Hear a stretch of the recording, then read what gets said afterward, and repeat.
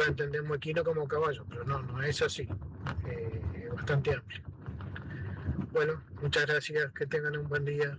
Muy bien, justamente lo que estábamos comentando recién, seguramente se refería al doctor Romero, que era quien daba justamente su parecer respecto de la degustación realizada en esta emblemática parrilla, ¿no? Entre Leu.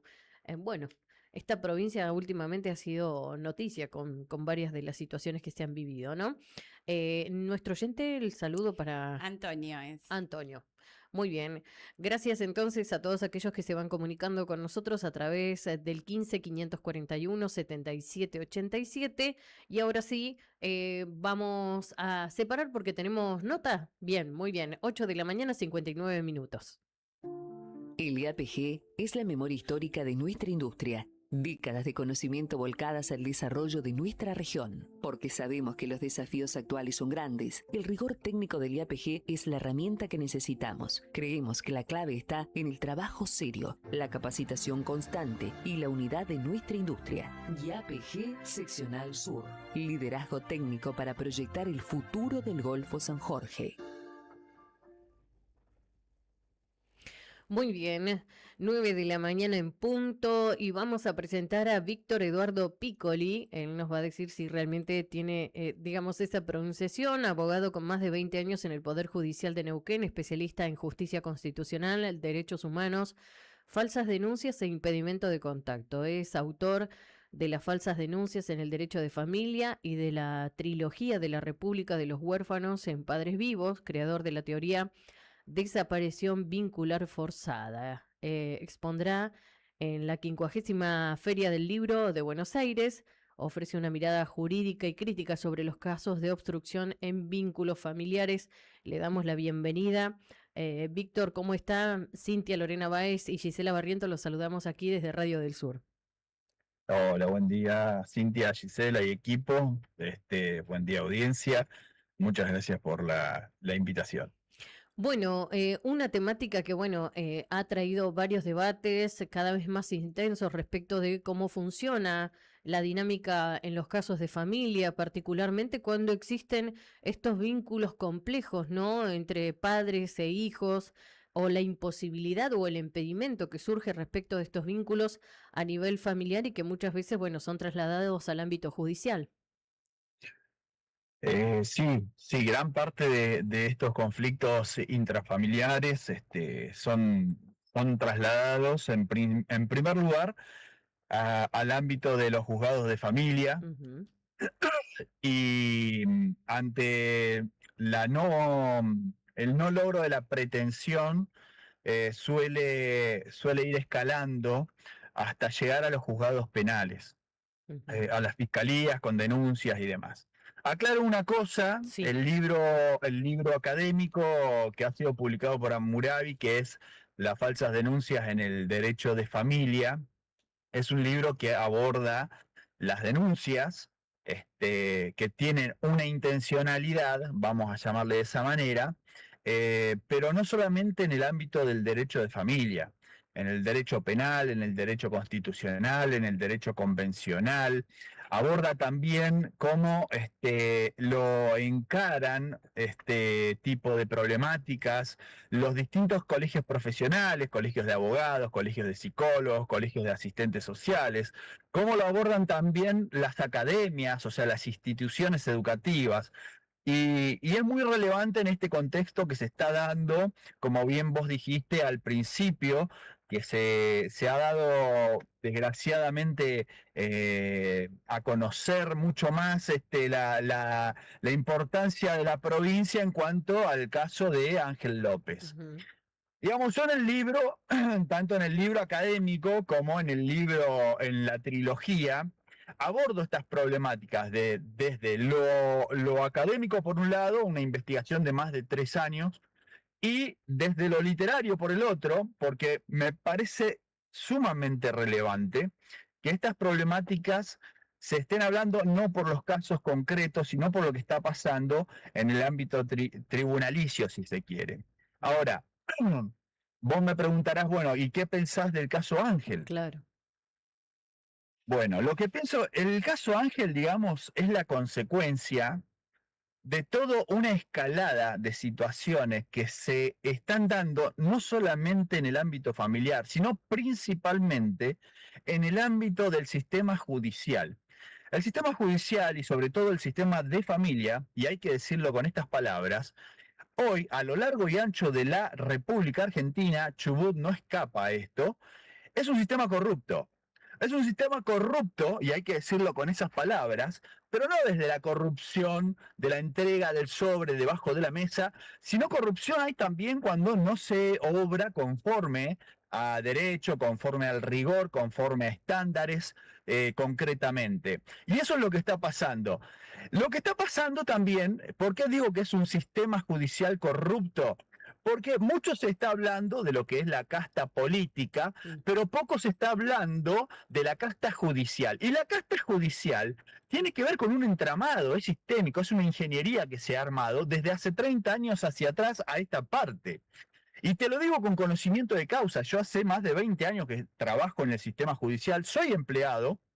Cuando, por ejemplo, se habla de la gran familia judicial, no es una metáfora, ¿eh? Y esto hay que empezar a investigarlo. Es una literalidad. Vos no hace falta ser Sherlock Holmes para darse cuenta de que jueces, secretarios, prosecretarios, defensores, fiscales, empleados mismos, son todos una gran familia. Y son toda gran familia por apellido, te vas a dar cuenta, por vínculos.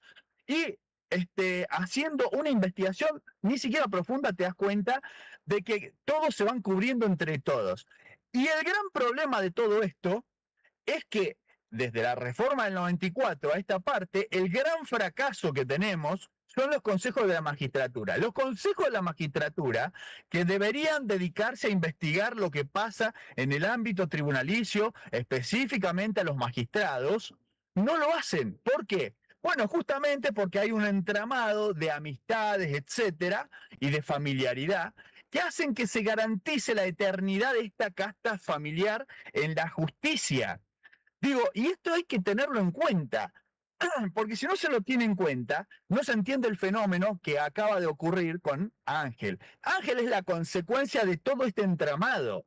No es ni más ni menos que, digamos, el mal obrar, el mal desempeño, el incumplimiento de los deberes funcionarios públicos, pero no de uno, de toda una cadena de funcionarios. Todos lo están viendo, todos lo están palpando, pero nadie está poniéndole el cascabel al gato. Es decir, también tiene que ver con las instituciones que dependen del municipio, por supuesto, de la provincia también, y acá nadie es ajeno a esta problemática. Entonces, ¿qué es lo que planteo básicamente? La justicia necesita un cambio profundo. Es ni más ni menos que eso. La justicia necesita un cambio profundo, con profesionales que no sean militantes, con profesionales que no estén ideologizados, con profesionales que no estén partidizados, porque eso es el gran mal que hoy está, digamos, poniéndole la espada de Damocles a la justicia, al sistema judicial.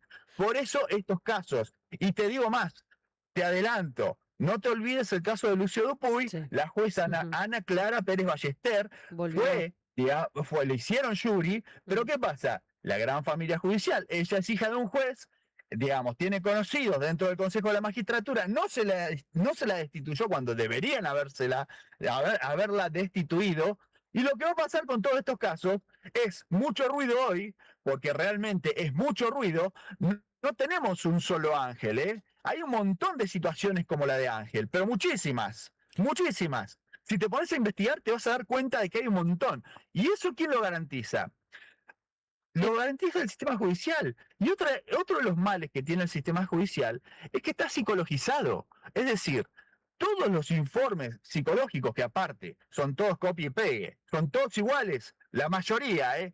No hay caso por caso concreto, no hay una investigación rigurosa, una aplicación rigurosa de la cientificidad, digamos, que interpela a cada una de las profesiones, y en este caso a la psicología, digamos, para abordar el caso por caso. Hay un montón de padres que están siendo, digamos, amputados del amor de sus hijos sin causa justificada, como en el caso de Ángel, que están siendo separados, que están siendo, digamos, por eso digo, la orfandad son huérfanos, son hijos huérfanos de padres vivos. Ahí hay una orfandad que la propone, la fomenta y la dispone el sistema judicial, los psicólogos por fuera y por dentro del sistema de justicia que hacen esos informes que son degradados, que por el solo hecho de una persona de ser hombre, listo, ya no tiene voz ni palabra para poder decir algo, que decir, che, pero pará, mi hijo está bien conmigo, mi hija está bien conmigo, andá y hacé tu trabajo como deberías hacerlo, fíjate,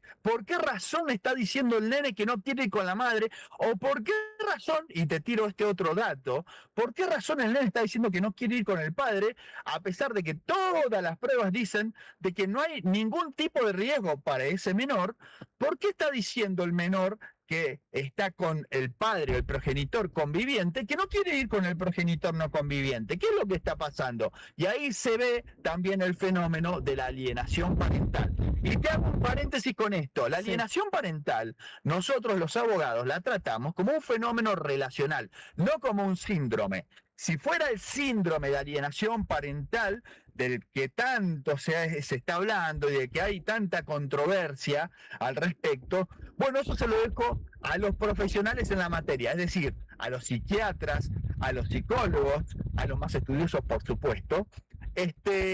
Pero la alienación parental como un fenómeno relacional tiene que ver con la inoculación de contenido al niño o a la niña para que, digamos, de alguna manera repela a ese progenitor no conviviente, que puede ser padre o madre, ¿eh? Hoy hay muchas mujeres que están siendo repelidas por sus hijos no convivientes porque a sus padres, progenitores varones, le meten contenido, le llenan la cabeza, como le decíamos antes, ¿no? Sí.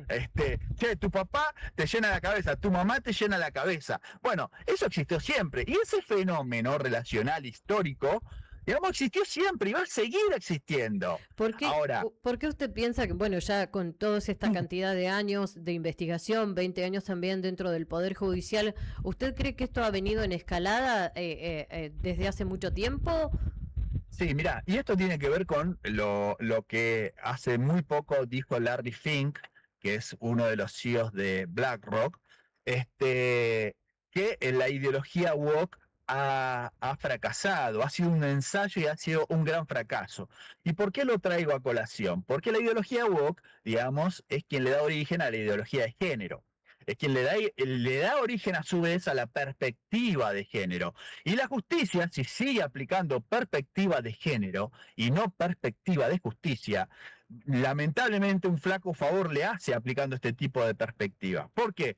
Porque la justicia justamente se destaca y siempre se ha destacado por ser imparcial, por ser objetiva, por investigar, por hacer su trabajo, o sea, básicamente por obrar como justicia. ¿Qué es lo que no está haciendo? Por eso digo yo que hay muchos jueces que están ideologizados. Esto que te estoy diciendo, aparte de haber sido un trabajo materia de investigación de casi 4 años, te digo, también he denunciado al sistema judicial por todo este flagelo. Acá en la provincia de Neuquén tenemos una jueza de garantía que en un fallo ha puesto en un acróstico típico de Machirulo. Estamos hablando de una jueza que al aplicar esto en una sentencia, y se lo dijo a un defensor oficial, es decir, esta jueza debería estar destituida. ¿Qué dijo el Consejo de la Magistratura al respecto acá en la provincia de Neuquén? Digo, bueno, es una broma. No, no es ninguna broma. Esto es muy serio, que los jueces salgan a decir esto. Y una jueza de garantía, quien debería garantizar a las personas, no solamente a las mujeres, a las personas, debería garantizar, digamos, el imperio de la ley, el imperium legis, digamos, no se lo está garantizando. Entonces acá tenemos, digamos, una gran falta. Y como es acá en Neuquén, es a lo largo y ancho de la República Argentina. Y esto es... Sí. ¿Usted cree que hay alguna posibilidad? ¿Qué medidas deberían principalmente establecerse, ¿no? Para desde la estructura tratar de lograr modificar esta situación, porque bueno, lógicamente, como usted dice, de acuerdo a su investigación, por allí esto viene a lo largo y a lo ancho del país, esta ideología de género que por ahí empaña muchas veces algunas decisiones judiciales desde el lugar de lo estrictamente formal o de lo estructural. ¿Qué modificaciones habría que hacer para que haya una mirada más amplia y no tan ideologizada? Y eso, mira, el origen de todo está siempre en las academias, en las Ujú, instituciones encargadas de enseñar, ¿sí? Entonces, cuando empecemos a tener, digamos, una enseñanza con pensamiento crítico, ahí por lo menos vamos a empezar a decir, mira, estamos empezando a pensar más abiertamente, no te digo de otra manera, pero más abiertamente. Abramos un poco el panorama, démosle la posibilidad. Es decir, cuando cae una denuncia a la fiscalía, ujú, ¿sí? Si la denuncia la hace una mujer, la mujer ya es víctima, no es denunciante. ujú. Y el hombre que es denunciado es culpable y Culpable. lo tratan como culpable en los juzgados. Te lo garantizo. Y si es hombre, el empleado, el secretario, el prosecretario, el fiscal, el asistente de fiscal, el defensor de esa persona, si no tuviera medios para pagar a un abogado, ya lo tratan como si fuera culpable. Esto es lo que ha generado esta ideología de género devenida institucionalmente en perspectiva de género, y esto es lo que hay que empezar a cambiar. Digamos, una persona que denuncia, sea hombre o mujer, es denunciante. Listo. No hay que tratarla como una víctima, porque ahí empieza la gran falencia. Y después empieza el discurso, no, después no hay que volver a hacerle una audiencia, no hay que volver a hacerle una citación, etcétera, porque se la revictimiza. Vos fijate cómo las terminologías tienen mucho peso. Acá no se revictimiza a nadie. Si vos haces una denuncia, pues bien, tendrás que sostenerla con elementos probatorios contundentes, con lo que sea. ¿Viste? Pero tenés que probarlo. No podés decir, yo hago la denuncia y automáticamente a quien denuncie es culpable. Porque gracias a eso pasa lo de Ángel, pasa lo de Lucio, pasa lo de Margonari en Santa Cruz también, pasa lo de un montón de personas que se han suicidado por esto. Y ahora, bien, lo que sí te digo es esto.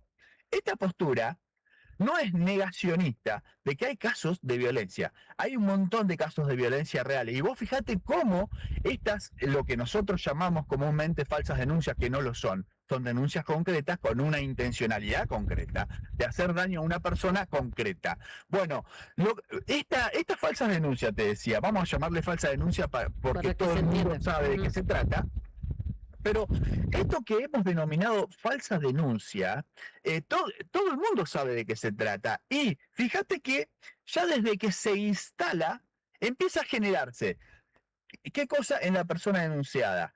Y ya hay, digamos, una especie de condena social. Ujú. Se empiezan a realizar scratches. Estos scratches te destruyen la vida. Entonces la Sí, hay persona... gente que ha perdido el trabajo justamente por este Hay tipo gente de que no denuncias. solo el trabajo se ha tenido que mudar de Ujú. localidad. Fíjate Trigati en Santa Fe, ¿qué es lo que está pasando? Fíjate las asociaciones feministas, cómo se empiezan a instaurar como amicus curiae, es decir, amigos del tribunal, para que con esa estrategia, con ese ardid, porque es un ardid, ¿sí? Empiezan a instaurar presión en quienes, en todos los jueces. En los jueces que tienen la causa, que deberían obrar conforme a la imparcialidad, ¿sí? Que está en los principios de Bangalore. Digamos, esto es severo lo que está pasando en la justicia. Quizás la gente no lo está viendo, pero lo que le pasó a Ángel viene, y es la gran responsabilidad, el gran responsable de lo que le pasó a Ángel es la justicia, y no solamente el juez, el asistente social, el equipo interdisciplinario, la psicóloga que hizo el informe.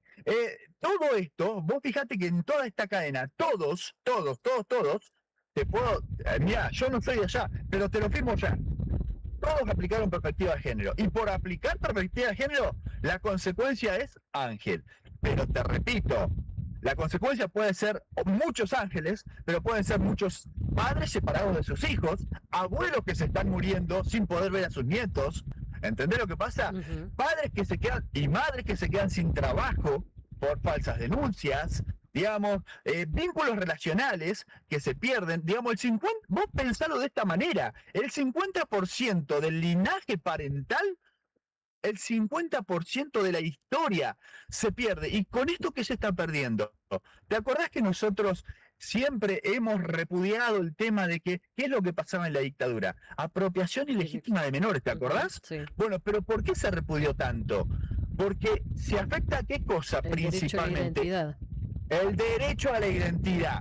Bueno, vos fijate cómo la perspectiva de género está vulnerando tremendamente el derecho a la identidad. Y por eso digo, con esta teoría que estoy aplicando y que he llevado adelante y que estoy fomentando, por supuesto, la teoría de la desaparición vincular forzada. ¿Por qué? Porque se está afectando la identidad de cientos de miles de millones de niños, niñas y adolescentes, ya no en Argentina, en todo Occidente, te diría. Entonces, ¿qué pasa? Crecen un montón de niños, niñas y adolescentes sin su padre o sin su madre. Crecen sin ellos y por ende crecen sin el 50% de todo su linaje parental.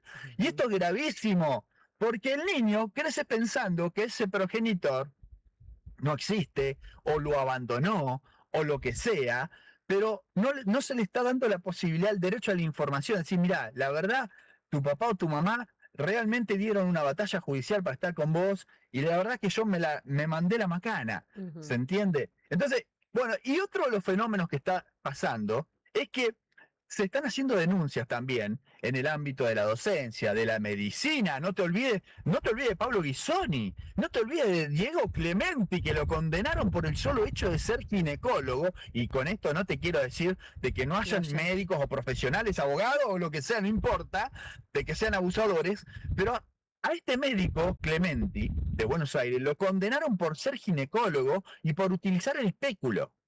¿Se entiende la barrabasada que te estoy diciendo? Es una locura. Colegios profesionales de la medicina salieron a bancarlo, estudiantes salieron a bancarlo, los propios pacientes salieron a bancarlo. Ahora, ¿qué pasa? La justicia, aplicando perspectiva de género, lleva a estos fallos que son terribles, son nefastos, son perversos. Entonces, el sistema judicial hay que cambiarlo, pero desde las instituciones educativas. Es decir, tenemos que empezar a aplicar pensamiento crítico en absolutamente todo. Y esto te quería decir, cuando se hace la denuncia en la fiscalía, la fiscalía con esta aplicación de la perspectiva de género solamente utiliza una hipótesis. Es decir, si denuncia a la mujer, el hombre es culpable. Cuando la fiscalía al menos debería utilizar la hipótesis de que puede que sea culpable, puede que sea inocente, o puede que haya un error de interpretación de la persona que denunció. Al menos esas tres hipótesis. ¿Usted cree que en ese caso particular se estaría violando el principio de presunción de inocencia? ¿En qué caso particular? En el caso de las denuncias, al establecer directamente la culpabilidad pero no hay un caso sobre particular, Cintia. El principio, mira, yo te voy a decir algo.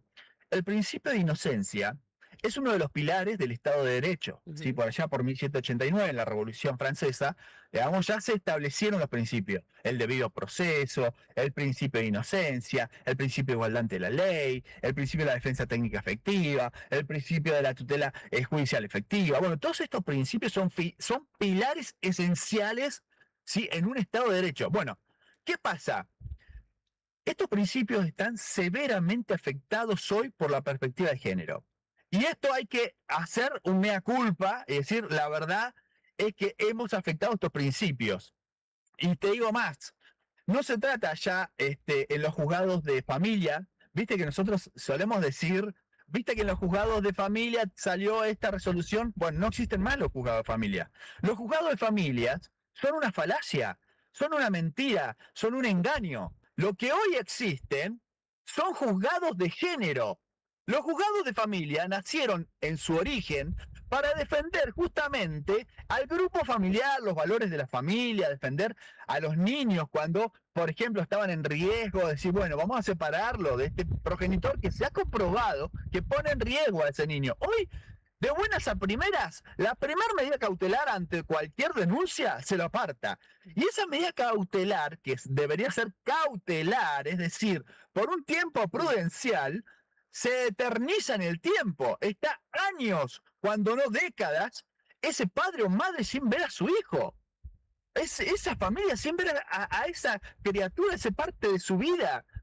¿Se entiende lo que está pasando? Esa es la gravedad que está ocurriendo. Y los colegios de abogados, vos fíjate esto, salen a defender porque, no, bueno, es verdad que hay que ser cauteloso.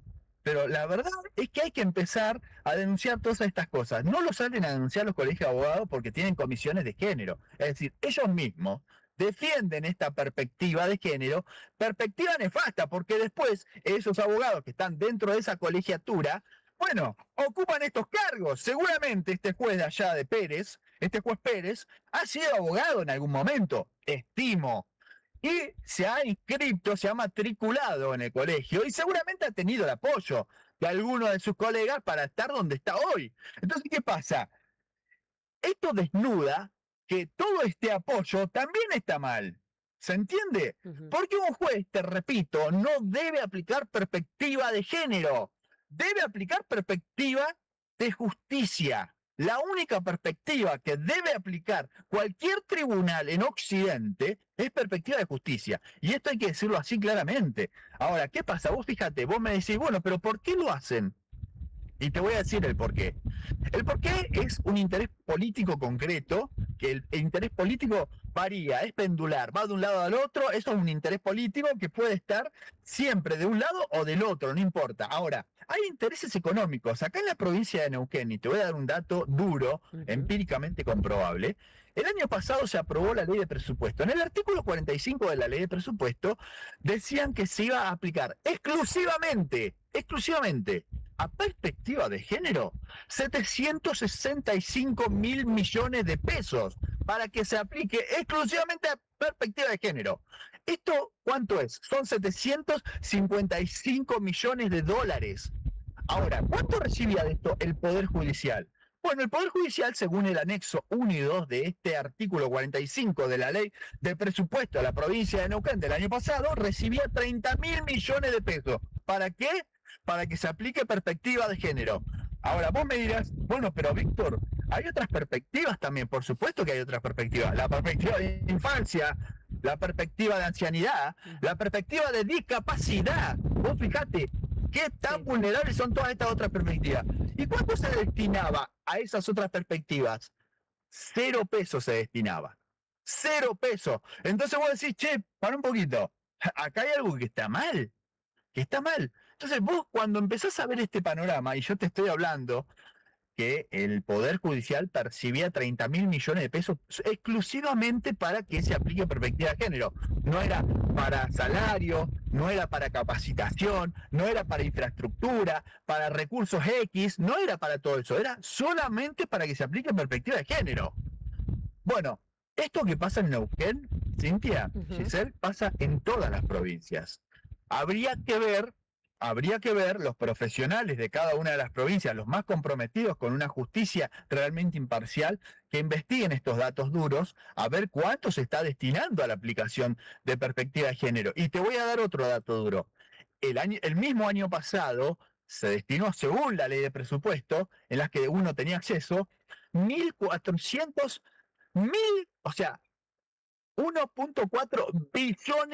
billones, con B larga, billones de pesos a que se aplique perspectiva de género. Vos me dirás, ¿en qué provincia? En la provincia de Buenos Aires. 1.4 billones de pesos para la aplicación de perspectiva de género.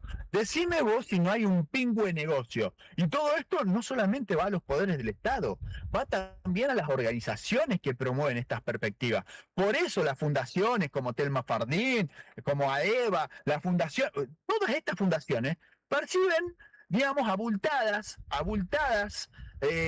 sumas dinerarias. Entonces, hay intereses económicos, los intereses económicos son concretos, son palpables, y por supuesto de que si uno se pone a investigar y a cuestionar, digamos, con datos duros todo esto, bueno, ese relato se cae por su propio peso. Entonces, ¿qué pasa? Cuando empezamos a denunciar todo esto, por supuesto que va a haber resistencia, pero bueno, esto es parte de lo que se ha dado a llamar y de lo que comúnmente se llama la batalla cultural. Y hay que darla. Y hay que darla no solamente en lo académico, hay que darla no solamente desde lo jurídico, desde lo literario, desde la música, desde todos los ámbitos hay que dar esta batalla. Entonces, cuando nosotros empecemos a que este péndulo que se fue muy, muy arriba empiece a equilibrarse un poco, muy probablemente la justicia empiece a retomar esos pilares que le dieron ese nombre de justicia, ¿sí? Y que fue parte de estos contrapesos de los poderes del Estado. Justamente hablando de los pilares fundamentales, de los preceptos, se está hablando justamente de modificaciones de leyes, aumentar las penas que tienen que ver con el tema de las falsas denuncias y demás. De acuerdo a todo el análisis que usted viene desarrollando, ¿entiende que esto podría ayudar a mejorar? Mirá, yo no sé si va a mejorar o no va a mejorar. Es parte de un cambio que se está dando. Si va a mejorar o no mejorar, se verá si se aprueba. Yo creo que el cambio tiene que ser mucho más profundo. ¿Se entiende? O sea, estamos hablando de lo que son falsas denuncias, de elevar las penas y demás. La verdad es que no lo sé. Es una propuesta interesante, pero No sería la única de fondo que debería haber. tendríamos que empezar a discutir estas otras cosas. Poner sobre el tapete lo que se está invisibilizando con esta discusión. ¿Se entiende? Es decir, acá lo que no se están haciendo cargo las instituciones es de que se ha incorporado no solamente las instituciones, sino en las distintas leyes, lo que es la perspectiva de género. Vos fijate qué tan perverso es la aplicación de la perspectiva de género, que inclusive en la ley Lucio, en la 27709, en el artículo 5, en el artículo 5, 6, por ahí, en parte de su articulado se metió la perspectiva de género. Una ley que justamente salió para combatir a la perspectiva de género, porque gracias a la perspectiva de género, digamos, se torturó a un niño, ¿sí? Se mató a un niño, ¿sí? Digamos, dos personas, dos mujeres, digamos, pareja, que por supuesto promovían la perspectiva de género. Entonces, ahí tenés el ejemplo más notorio, digamos, del mal que hace la perspectiva de género. Entonces, ¿qué pasa? Se ha incorporado no solamente dentro de los espacios de las instituciones, sino que se ha institucionalizado, se ha legitimado, o sea, está dentro de las leyes mismas. Entonces, ¿qué pasa? Vos fíjate, cuando me dicen, bueno, pero es ley. Sí, es verdad, es ley. Ahora, eso no te garantiza que sea justo, no te garantiza que sea equitativo. No nos olvidemos que la esclavitud también fue ley. No nos olvidemos que el apartheid también fue ley. No nos olvidemos que el holocausto también fue ley. Ahora, ¿eso qué hacía? ¿Que sea justo? Y por supuesto que no. A las claras están los resultados. Entonces, bueno, acá yo adhiero mucho a la postura del juez español Francisco Serrano en su obra magnánima, cuando dice que esto es parte de lo que se ha denominado la dictadura de género. Acá hay una dictadura de género y hay que empezar a nombrarlo de esa manera para poder, porque si no le ponemos nombre, no le ponemos el cascabel al gato, no podemos saber contra qué estamos combatiendo en términos, digamos, académicos, con argumentos, con fundamentos específicos y precisos. Por eso sale este libro de aproximadamente 600 páginas, que es un abordaje interdisciplinario de esta problemática que es tan, pero tan grave a nuestra sociedad, pero no solamente a la sociedad argentina. Te digo, este libro lo están comprando desde España, México, Venezuela, Colombia, de Perú, de Chile, de Uruguay. O sea, lo están comprando de todos lados. No es un libro que justamente haya tenido la visión de que lo tengan para aplicación doctrinaria los profesionales del derecho solamente en la República Argentina. Es decir, vos fijate en todo este breve rato que hemos estado dialogando, Cintia, que hay un montón de situaciones para abordar. ¿Para qué justamente? Para evitar a esto que se llegó en el caso Ángel, para evitar a esto que se llegó en el caso Lucio Dupuy, para evitar a estas separaciones forzadas que se dan de padres, madres e hijos, para evitar la pérdida de identidad, para evitar la pérdida de historia, para evitar todo esto que realmente es el nuevo genocidio silencioso. Esto es un genocidio silencioso. Esto es un delito de lesa humanidad lo que está pasando. Y lo digo de esa manera. Ahora, tienen que empezar a reconocerlo como tal, porque está haciendo estragos en todos lados. ¿Usted cree que si esto no se reconoce de esa manera que usted lo menciona, más allá de, bueno, tenemos la existencia de una ley Lucio que evidentemente no impidió que volviera a suceder una situación parecida, como fue el caso de Ángel. ¿Cree que esto se va a repetir, de no tomar las medidas correspondientes para tratar de cambiar esta perspectiva con la que está mirando la justicia? Mirá, yo en 2025 escribí la obra literaria en La República de los Huérfanos de Padres Vivos, en el segundo tomo, en La Nación de los Abrazos Rotos. Hago en el capítulo 3 una mención, en el año 2025, de que esto se iba a repetir. Obviamente que la obra es literaria, pero en el caso personal, aparte de todo lo que soy, también soy un padre obstruido, o sea que tengo una tesitura desde donde abordar la problemática. Ujú. Y ya adelanto, lamentablemente, he profetizado que esto iba a volver a ocurrir. Y lamentablemente y desgraciadamente volvió a ocurrir. Ahora, ¿la ley Lucio va a impedir esto? Y no, claro, a las claras está que no lo impide. Lo que sí está claro es que si no se aplica inmediatamente alguna herramienta, alguna metodología para impedir que los tribunales, los colegios de abogados, las academias, los colegios de psicólogos, de asistentes sociales, etcétera, dejen de aplicar la perspectiva de género, vamos a volver a tener estos casos. Ya te lo adelanto, ya te lo adelanto. Y cuando ocurra este caso, me vas a volver a llamar, vas a decir, ¿sabe qué, doctor Piccoli? Usted, la verdad que tremendo. Bueno, pero no es porque yo sea un profeta, es porque haciendo un claro análisis, teniendo un pensamiento crítico de la situación, cómo se está dando de hace 30 años a esta parte, vamos a tener un montón de Lucios Dupuy, vamos a tener un montón de Ángel López. Y tenemos que empezar a ser conscientes de esto. ¿Para qué tenemos que empezar a ser conscientes? Para empezar a revertir esta realidad.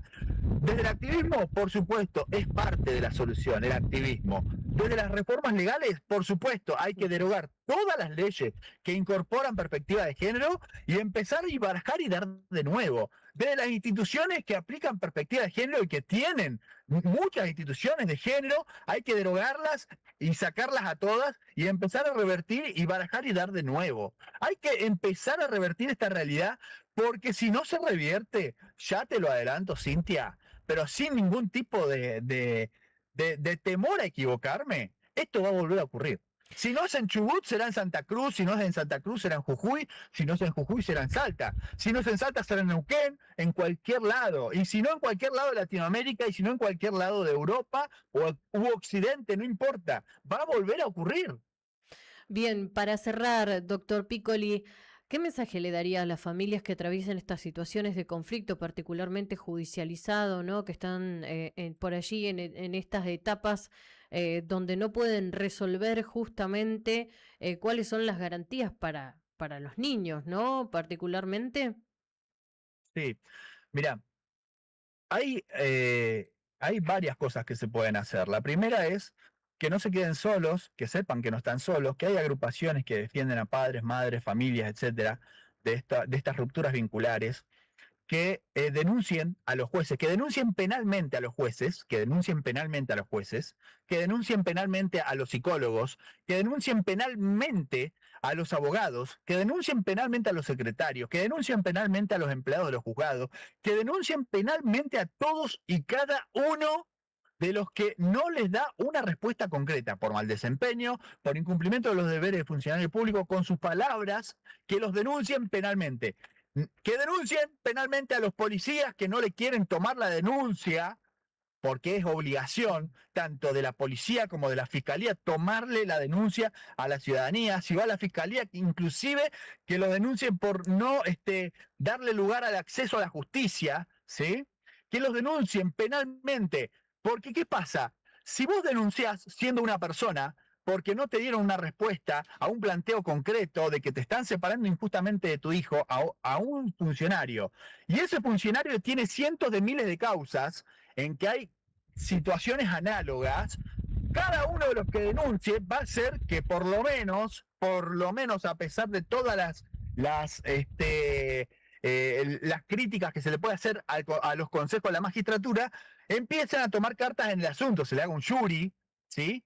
Se empiece a avivar el debate a nivel social, que vayan a las asociaciones, así los exponen a estos funcionarios y magistrados y empleados y profesionales, que los expongan públicamente de qué es lo que está pasando, que se hizo la denuncia concreta, que no le están dando lugar a sus planteos, a sus pretensiones, que vayan con todos los elementos probatorios concretos, que no le tengan miedo. La justicia no es un monstruo, no es un leviatán. La justicia está manejada por personas, que no le tengan miedo, porque muchas veces lo que pasa es que la ciudadanía le tiene miedo a los funcionarios. Pierdan el miedo a los funcionarios judiciales, pierdan el miedo. Por más que estén allá arriba y por más que no quieran reconocer la realidad social, la realidad que está viviendo cada persona ante estos actos de injusticia, la ciudadanía tiene que denunciar penalmente a todos y cada uno. ¿Es engorroso? Sí, es engorroso. ¿Es sumamente tedioso? Es muy tedioso. Pero vayan y denúncienlos. Y no hace falta tener un abogado para denunciarlos. No hace falta tener un abogado. Si no lo dejan estar con sus hijos o sus hijas, vayan y hagan la denuncia por impedimento de contacto, la 24270. Denuncien 1, 2, 3, 100, 1000 veces, no importa, es agotador, sí.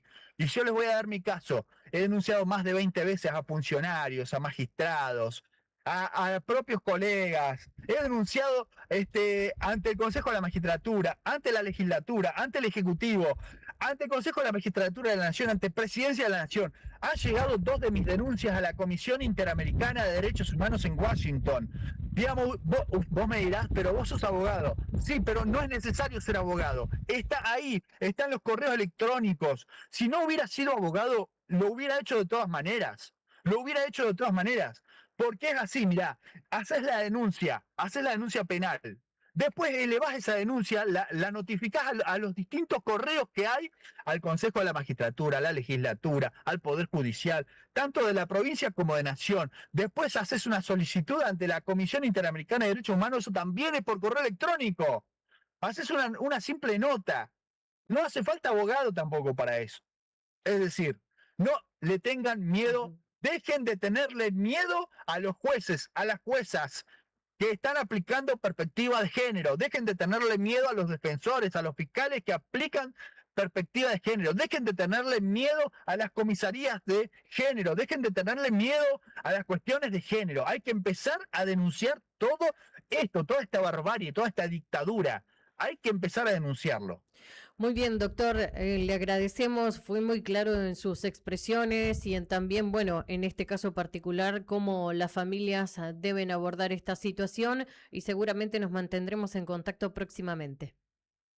Bueno, muchas gracias Cintia, Gise y a todo el equipo, a toda la audiencia. Muchas gracias y estamos en contacto. Muy bien, muchísimas gracias. El doctor Víctor Eduardo Piccoli, abogado especialista en justicia constitucional, derecho de familia, justamente con experiencia en el Poder Judicial de Neuquén. Allí abordaba justamente parte de lo que es su trabajo en esa localidad, con especialidades en derechos humanos, justicia constitucional. Desarrolló esta mirada crítica con respecto a las falsas denuncias, a los impedimentos de contacto, a la obstrucción del vínculo. Bueno, bastante amplio, ¿no? Todo lo que tiene para desarrollar, además de la investigación durante 20 años de todo lo que es esta problemática en el sistema judicial, ¿no? Y este abordaje con respecto a la ideología de género. Bueno, que ha generado tanto conflicto esto, ¿no? Y como bien decía él, si bien no se hubiera puesto tanto énfasis en eso, tal vez la situación hubiera sido otra. ¿Cómo sería la Ángel, mirada, tantos, no? Claro. Especialmente, bueno, muchas de las cuestiones que se ven aquí y que justamente él mencionaba el tema del miedo, lo había dicho el papá de Ángel. Tuve miedo de que no me volvieran a establecer una restricción y no volviera a ver a mi hijo. Por algo no denuncié, no hice, no pude avanzar. Es eso, ¿no? Muchas veces el bloqueo que sienten muchos de los padres, no solamente padres, sino también abuelos, familiares, de repente que pierden ese vínculo con los niños y de repente el miedo a seguir perdiéndolo o a no poder revincularse nunca más, ¿no? Y a veces, lamentablemente, terminamos en un Lucio o en un Ángel. Y sobre todo esto de la ideología de género que bueno, en el caso particular de Ángel ha sido tan marcado. Tan marcado. Exactamente. 9 de la mañana, 43 minutos. Estamos en la primera mañana de Radio del Sur.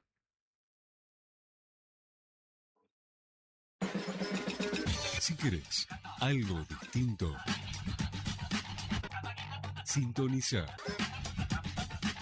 97.1 Con Sergio Caviccioli.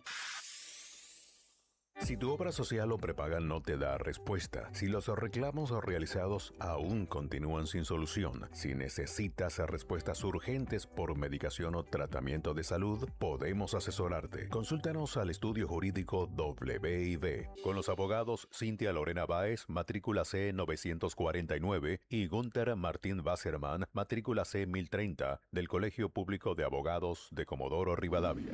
Estudio Jurídico WIB informa que por reformas atenderá consultas en Juan Pedernera 119 de kilómetro 3.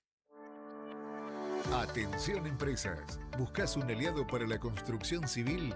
No busques más. Sólido SRL está aquí para acompañarte. Somos especialistas en elaboración de prefabricados de hormigón armado, naves industriales y líneas de media y alta tensión.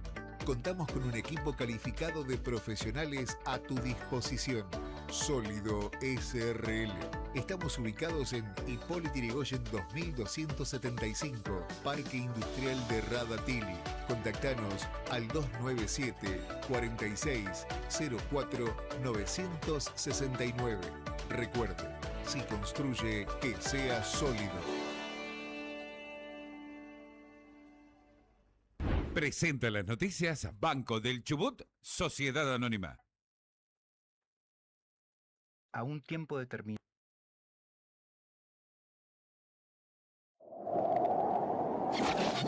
Invierno no quiere decir frío y Camperas Colombia no quiere decir inalcanzable. En Hansach y Sport Hit llegó toda la temporada otoño-invierno y se volvieron locos. Lo clásico en North Face para el esquí Surfanic. Y si te digo que hay Camperas Colombia desde 250.000 pesos, no me lo vas a creer. Este invierno nos abrigamos en Sport Hit y Hansach, que además continúan con toda su línea Nike, Reebok, Under Armour, Asics y Jordan para los chicos. ¿No te dije que es una locura? Sport Hit y Hansach, un antes y un después en tiendas deportivas. Si querés algo distinto, sintoniza 97.1 Con Sergio Caviccioli. Presenta las noticias Banco del Chubut, Sociedad Anónima. El rotativo del aire de Radio Rivadavia. Siempre antes, con la verdad.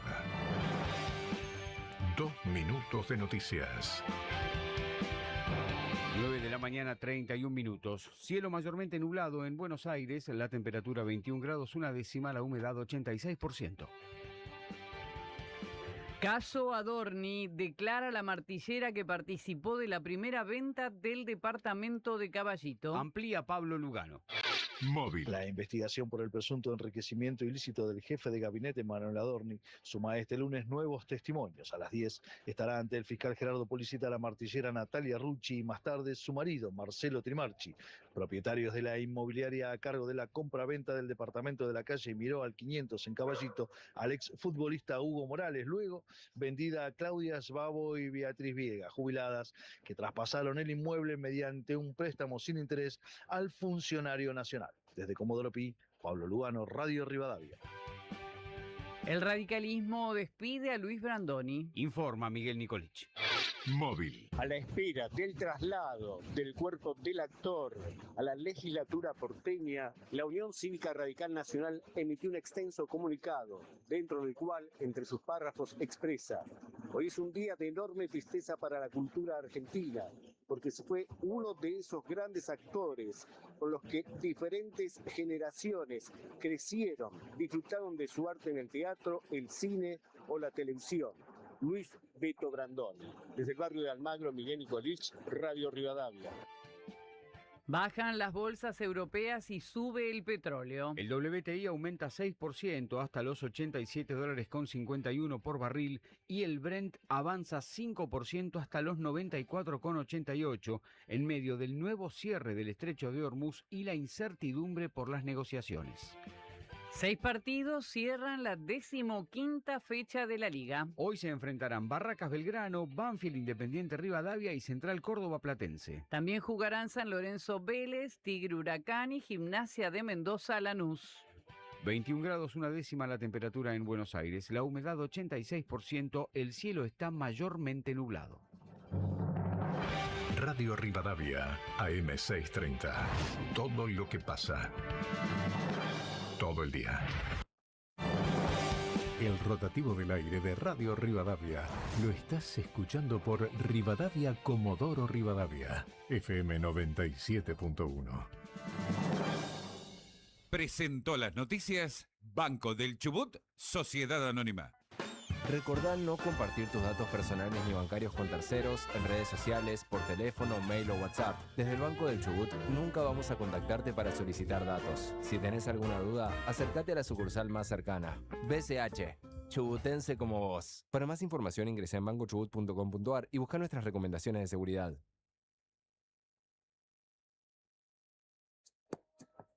¿Ya conoces nuestra nueva propuesta para tus estadías prolongadas? Departamentos Lucania te brinda ambientes completamente equipados, luminosos y confortables dentro del mejor hotel de la ciudad, con una ubicación y vistas inigualables. Disfruta además de los espacios comunes y servicios de excelencia que tiene Lucania Palazzo para ofrecerte: internet de alta velocidad, acceso al gimnasio y sauna seco, televisión por cable, infusiones de bienvenida. Consultanos por beneficios exclusivos para estadías prolongadas al WhatsApp 297 400 2586. Lucania Palazzo Hotel. ¿Tenés un colchón, una heladera u otros objetos voluminosos para descartar? Avísanos, coordina la recolección por WhatsApp y mantén limpia tu vereda. Conoce más en urbanacr.com.ar. Urbana, higiene ambiental. Escribanía Cuesta Llames. Escribanía Cuesta Llames. De Eduardo y Ramiro Cuesta Llames. En Rivadavia 336. Comunícate al teléfono 444-2314. Escribanía Cuesta Llames. Correo electrónico rcuestas@notariacuestallames.com. Horario de atención de lunes a viernes de 8:30 a 20 horas y los sábados de 10 a 12:30 horas. Escribanía Cuesta Llames.